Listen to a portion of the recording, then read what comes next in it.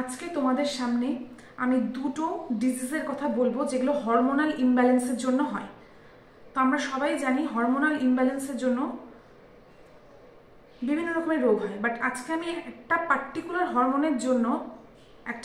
হরমোনের ডিসব্যালেন্সের জন্য যে রোগটা হয় সেটা নিয়ে ডিসকাস করব। তো আজকে আমি যে হরমোনের ইমব্যালেন্স নিয়ে ডিসকাশন করবো সেটা হচ্ছে human growth hormone. Human growth হরমোনের আর একটা নাম হচ্ছে সোমাটোট্রফিক হরমোন। এই হরমোনে অধিক ক্ষরণের ফলে কি হচ্ছে আর কম ক্ষরণের ফলে কি হচ্ছে। অধিক ক্ষরণকে বলা হয় হাইপার সিক্রেশন আর কম ক্ষরণকে বলা হয় হাইপোসিক্রেশন। গ্রোথ হরমোনের হাইপার সিক্রেশনের ফলে যে রোগটা হয় সেটা হচ্ছে একটা অ্যাক্রোমেগালি, একটা হচ্ছে জাইগান্টিজম। এখন আমাদের জানতে হবে what is the difference between gigantism and acromegaly. Gigantism সেটা হচ্ছে প্রাপ্তবয়স্ক বা বাল্যকালে যদি হিউম্যান গ্রোথ হরমোনটা প্রয়োজনের তুলনায় অতিরিক্ত ক্ষরিত হয়, তখন সে তার নর্মাল হাইটের থেকে সে অস্বাভাবিক লম্বা হয়, 6 to 8 ফিট হয়ে যায়। তো এই রোগটাকে বলা হয় জাইগান্টিজম।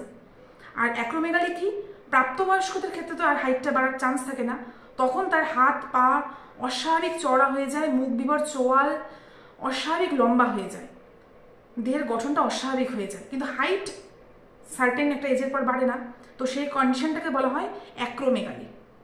ঠিক আছে, এবার কম ক্ষরণের ফলে কি হয়? কম ক্ষরণের ফলে হয় হচ্ছে ডোয়ার্ফিজম বা বামনত্ব।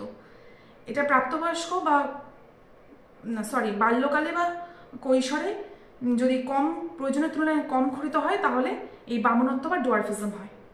ঠিক আছে, এরকম ইন্টারেস্টিং ফ্যাক্ট পেতে গেলে অবশ্যই চ্যানেলটিকে সাবস্ক্রাইব করে রেখো আর বেল আইকনটি ক্লিক করে রেখো।